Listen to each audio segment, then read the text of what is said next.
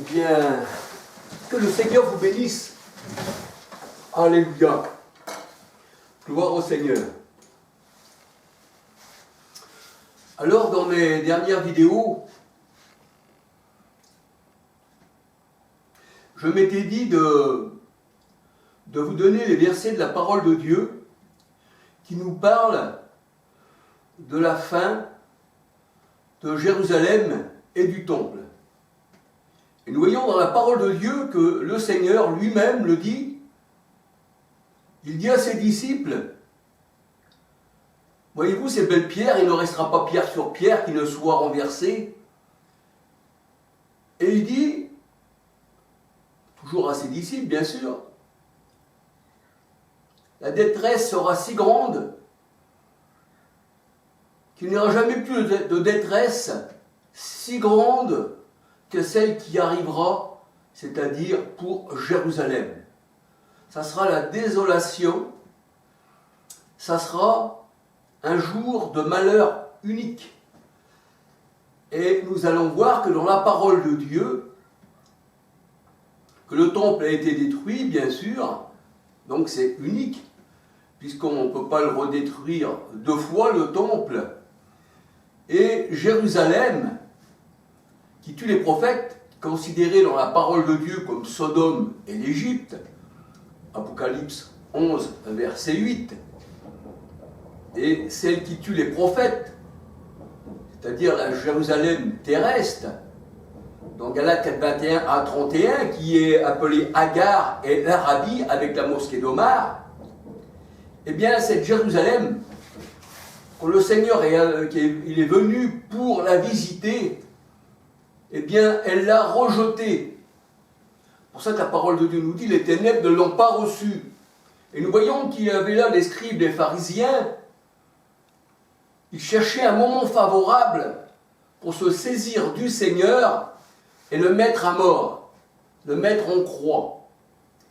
Bien sûr, il est mort, le Seigneur, je tiens à le préciser, quant à la chair, mais pas contre l'esprit. Dieu ne peut pas mourir. Je dis ça parce que des fois, dans des vidéos, on peut faire des lapsus. Vous savez, des fois, on peut laisser échapper des paroles, mais je tiens à dire aujourd'hui que Dieu est esprit, il a pris un corps de chair, 1 Timothée 3,16, et quand il a été crucifié, c'est la chair qui a été crucifiée, mais ce n'est pas Dieu qui a été crucifié. Bien que Dieu était en Christ, réconciliant le monde avec lui-même, et bien que dans la parole de Dieu, dans Zacharie 11, versets 11, 12, 13, c'est l'Éternel qui a été vendu 30 pièces d'argent, mais en réalité, c'est la chair. C'est pour ça qu'on dit qu'il est mort, Christ est mort contre la chair. Je crois que c'est écrit dans 1 Pierre 3, 18. Il est mort contre la chair, mais toujours vivant contre l'esprit. Alléluia. Donc, pour ceux qui connaissent mes vidéos, savent que j'ai toujours parlé de cette manière. Dieu est vivant, il est esprit, et un esprit n'a ni chair ni os, Luc 24, 39, mais c'est quant à la chair. Alléluia. C'est pour ça que la parole de Dieu a dit que Yeshua, eh bien, il a été tenté en tout dans sa chair, et c'est dans sa chair qu'il a été crucifié. Alléluia. Bien que dans la parole de Dieu, je ne me souviens plus du verset, c'est dans les Actes, selon certaines versions, on dit que le Saint-Esprit a versé son sang.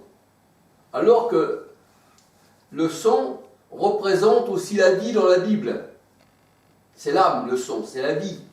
Et comme on dit, le Saint-Esprit a versé son sang, qui est l'âme, qui est la vie, on peut dire que c'est la vie qui s'est donnée. Alléluia. C'est pour ça qu'il y a certains versets de la Bible, certaines traductions, où ce n'est pas écrit, faites paître le troupeau de Dieu, par lequel le Saint-Esprit a versé son sang. Et pourtant, Dieu est esprit, et un esprit n'a ni chair ni os. Luc 24, 39. Tout ça dépend des traductions, tout ça dépend des traducteurs. Comme je vous disais, le puits, la citerne, toutes ces choses-là, alléluia, hein, dans ma dernière vidéo, tout ça, ça vient des traducteurs. Alors, ce qu'ils ont vraiment, les traducteurs, parce qu'on se fie quand même aux traducteurs, bien que le Seigneur, des fois, nous fait comprendre autre chose, parce que Dieu nous fait comprendre sa parole, alléluia. Mais les traducteurs aussi, on se fie aussi aux traducteurs, aux traductions de la Bible, alléluia. Bon, c'est pas là que je voulais en venir, c'était juste pour faire un petit parallèle avec mes dernières vidéos. Alléluia. Alors là, je vais vous parler d'un malheur unique pour Israël. C'était déjà le temple détruit, donc c'était la fin de la loi de Moïse. Quand il n'y a plus de temple, eh bien la loi n'a plus être là, il n'y a plus d'aspersion. C'est pour ça que dans Hébreux 9, il est dit, quand on lit tout Hébreux 9, c'était des choses charnelles, une loi charnelle avec des cérémonies, des ablutions. Hein, on parle beaucoup d'ablutions dans la parole de Dieu. C'est rare qu'on parle d'immersion. C'était des ablutions jusqu'à un moment de réforme. Mais en fait, c'était ça. C'était le temple, c'était la loi, c'était les sacrifices, c'était la loi cérémonielle. La loi spirituelle, tu ne tueras pas, tu aimeras ton prochain comme toi-même, tout ça, c'est toujours actif. Et c'est l'amour qui est remplacé par ça, et c'est l'amour qui fait qu'on puisse bien accomplir, tu aimeras ton prochain, tu ne voleras pas, voilà, ça c'est ça, c'est la loi royale, c'est la loi du Christ. Alléluia. Bon, alors là, je vais faire un point sur ceci, pour me tourner vraiment sur ce que je voulais vous dire. Alors, c'est vrai que le temple de Jérusalem a été détruit. Le Seigneur, quand il a visité Jérusalem, la Bible elle dit, eh bien que Jérusalem, il n'a pas reconnu le Seigneur au temps de sa visitation. Quand Christ a visité Jérusalem, les habitants ne l'ont pas reconnu. Ils l'ont rejeté. Descends de la croix si tu es le Christ. Et peut-être que nous croirons en toi. Et quel miracle fais-tu pour que nous croyions? Et voyez-vous, c'était ça en fait. Et la colère de Dieu est venue sur ce peuple. C'est ce que nous dit la parole de Dieu. La colère de Dieu est venue sur ce peuple. Et d'ailleurs, le temple, hein, la ville, en 70, eh bien, Titus est venu et il a détruit le temple. Et c'est là que c'était la fin. Et le Seigneur le dit à ses disciples, vous verrez ces choses-là arriver. Sachez que le Fils de l'homme ne sera pas loin à la porte. Alléluia. Hein? Le Fils de l'homme, ça c'était sa deuxième venue, alléluia. Hein? Quand il est venu sur les nuées. Mais on voit que le Seigneur prévient ses disciples. C'est pour ça qu'il disait veillez, parce que vous ne savez pas quand le Fils de l'homme viendra pour vous surprendre. Mais il disait ça à ses disciples, on s'entend. Alléluia. Si on lit Matthieu 24, il faut bien regarder que le Seigneur parle à ses disciples. Et il parle pour la destruction du temple de Jérusalem. Quand vous verrez ces choses-là arriver. Nous, le temple, c'est fini qu'il est tombé, on ne peut pas voir ces choses-là arriver, comprenez-vous? C'était pour les disciples. Alléluia. Et le Seigneur a dit la détresse, c'est ça que je voulais vous dire, c'est pour ça que je voulais vous donner des versets de la parole de Dieu, des versets de la fin, hein, cette détresse, et que cette détresse ne se reproduira pas deux fois, même le Seigneur, il le dit, alléluia. Donc on va se laisser guider quand même par la parole de Dieu. Alors un malheur, une détresse unique sur la ville de Jérusalem. Alléluia. Alors quand on regarde dans Luc 19, 41 à 44, Luc 19,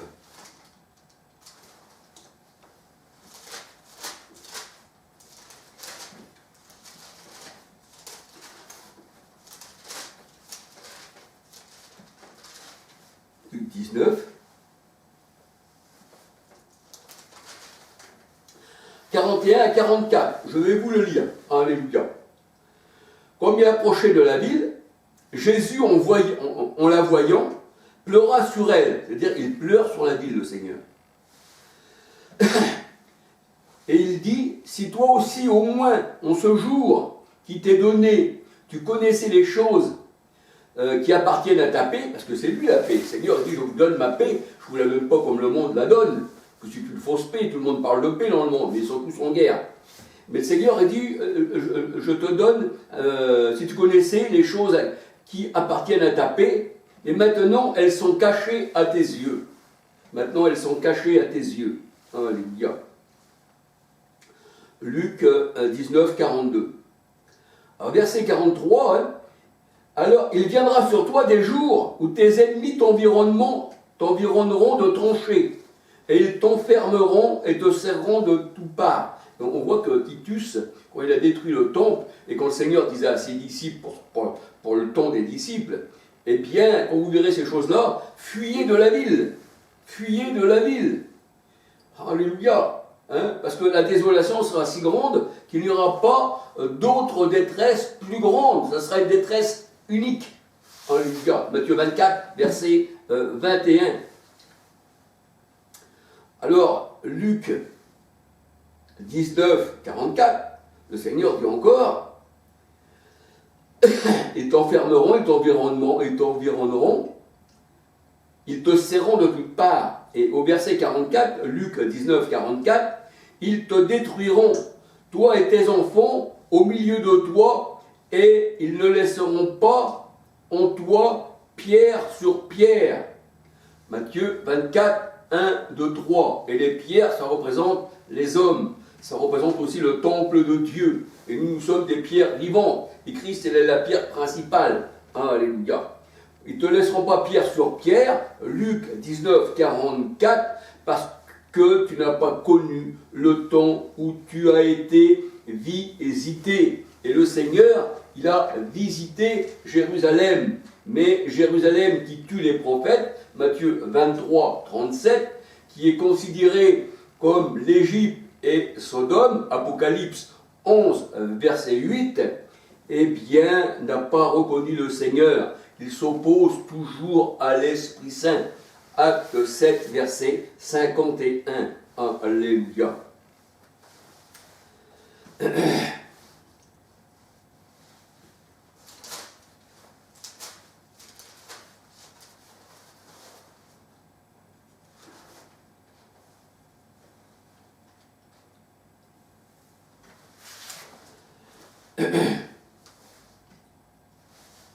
Alors nous voyons qu'ils n'ont pas reconnu le Seigneur, alléluia, le jour de leur visite.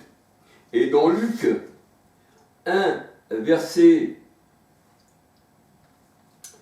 Luc 1,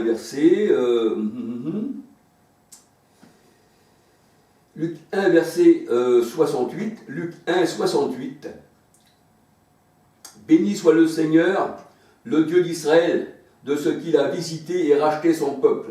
Là, nous voyons que le Seigneur est venu visiter, il a racheté son peuple. Alléluia. Un puissant sauveur dans la maison de David, son serviteur. Luc 1, 68. Luc 1, 71. Un sauveur qui nous délivre de la main de nos ennemis, de la main de tous ceux qui nous haïssent. Et on peut lire encore Luc 1, 78, 79. Grâce aux entrailles de la miséricorde de notre Dieu, et en vertu par de laquelle le soleil levant nous a visités d'en haut pour éclairer ceux qui sont assis dans l'ombre des ténèbres de la mort. C'est pour ça que la Galilée des païens, la parole de Dieu nous dit, a vu la lumière. Alléluia. Et le soleil, qui est Christ, qui est l'Éternel, alléluia, psaume 84, versets 11-12, a visité son peuple. Mais Israël l'a rejeté, pas tous, parce que parmi Israël, il y avait, et bien sûr, des personnes qui l'ont accueilli. Alléluia. Et c'est pour ça que le Seigneur, dans sa colère, il a détruit le temple et la malédiction était venue sur Jérusalem. Parce qu'elle n'a pas reconnu le temps où elle a été visitée. Alléluia.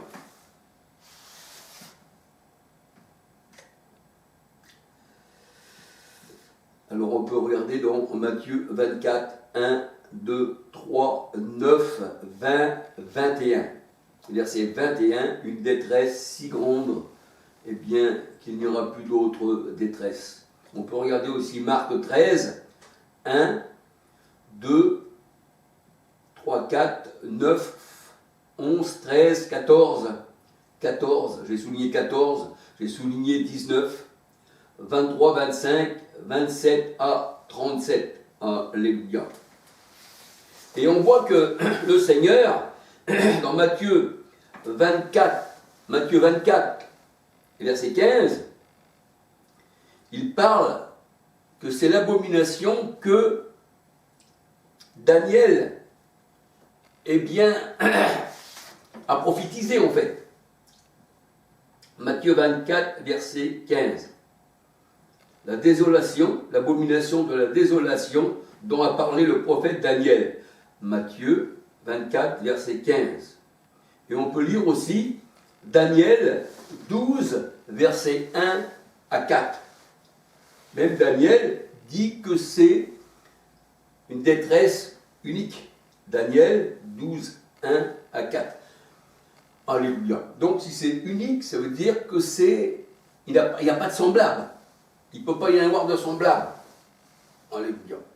Et quand les gens lisent Matthieu 24, quand le Seigneur raconte à ses disciples que le temple de Jérusalem sera détruit, quand vous verrez ces choses arriver, il disait ça à ses disciples, éveillés, eh bien les gens d'aujourd'hui, quand ils lisent Matthieu 24, ils pensent que c'est pour eux. Ils pensent qu'ils vont voir le temple de Jérusalem de leurs yeux, et que Titus va venir, et que le temple va s'écrouler devant leurs yeux. Mais alors là, je ne comprends plus, c'est quand même bizarre. Bon, enfin, alléluia, il faut tout, comme on dit, pour faire un monde. Surtout le monde dans lequel nous vivons. Pas le monde d'en haut. Hein. Alléluia. Et si vous prenez le mot monde, en fait, parce que le monde, c'est toujours attribué à ceux qui sont en bas. Quand le Seigneur a dit le monde ne m'a pas connu, c'est ceux qui sont en bas, en vérité. Et quand vous prenez vraiment le mot monde et vous le tournez à l'envers, ça fait démon. Hein. En verlan, ça fait démon. Alors, Nahum 1, 9, 10, Nahum 1, 9, 10, nous dit que la détresse ne paraît pas de foi. La détresse ne paraît pas de foi. Et le Seigneur disait, c'est une détresse unique, ainsi que, eh bien, nous voyons Daniel. Et Nahum nous dit, Nahum 1, 9, 10, la détresse ne paraît pas de foi. Entrelacés comme des épines, et nous savons que les épines, c'est ceux qui sont contre Dieu, hein, les épines qui crèvent les yeux, comme ils ont crévé les yeux de Samson, hein, ce sont des faux prophètes, ce sont ceux qui sont contre Dieu. Nombre 23, 55, on peut dire que les faux prophètes, c'est des arbres épineux.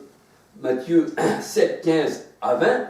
Alors c'est pour ça que le Seigneur il dit, dans Nahum 1, 9, 10, la détresse ne paraît pas de foi, entrelacés comme des épines, et ivres de leur vin, du vin de Sodome et Gomorre, hein, bien sûr, Deutéronome 32, versets 32, 33, 34, Apocalypse 11, 8, alléluia. Bien le Seigneur il dit, et ivres de leur vin et entrelacés comme des épines, ils seront consommés comme de l'herbe séchée entièrement. Et ils prendront feu, c'est un fait certain. Ils seront bons pour le feu. Alors Ézéchiel c'est pareil, il nous dit que ce qui va y arriver, eh bien, à Israël, à Jérusalem, eh bien, ça sera une détresse unique. Et unique, ça ne peut pas se reproduire plusieurs fois. Ézéchiel 7, versets 2, 3, 4, 5, 6, 7. J'ai souligné le verset 8, c'est-à-dire un malheur unique. Hein. Ézéchiel 7, versets 2, 3, 4, 5. J'ai souligné aussi 5, un malheur unique. 8, 9, 10, 11, 12, 13, 14. Et j'ai aussi souligné, eh bien, 14. Alléluia. Alors, Ézéchiel 7, 2, on peut dire à 14. Un malheur unique, c'est la fin d'Israël.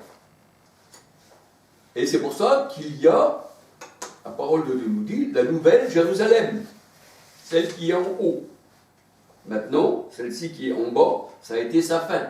elle a chuté. Lamentation 2, 1, 2, 3, elle a chuté. Et le Seigneur dit, comme elle n'a pas été arrosée de la pluie, Ézéchiel 22, 25, et si on lit après tout le verset jusqu'en bas, on voit que ces chefs sont des loups, sont des lions ravisseurs, qui déchirent leur proie. Et elle n'a pas été arrosée de la pluie. Et la rosée, c'est une aspersion. Je ferai sur vous une aspersion d'eau, et vous serez purifiés, mon peuple. C'est ça, être loin de l'esprit. Alléluia. Alors, il est vrai qu'elle n'a pas été, elle n'a pas reconnu le jour de sa visite par le Christ. Alléluia. Luc 19, versets 41 à 44, et Luc 1, versets 68, 71 à 79. C'est pour ça qu'il est dit dans la parole de Dieu, les ténèbres ne l'ont pas reçu, mais tous ceux qui l'ont reçu, elle a fait qu'ils deviennent enfants de Dieu, non nés du sang, ni de la chair, ni de la femme, mais nés de Dieu. Alléluia. Jean 1, verset 5, 10, 11, 12, 13. Et ces gens-là s'opposaient toujours à l'Esprit Saint. C'est ce qu'on appelle des antichrists. Alléluia. Que Christ, ça veut dire celui qui est oint, c'est le Messie, c'est l'onction. Ceux qui s'opposent à l'onction. Acte 7, verset 51.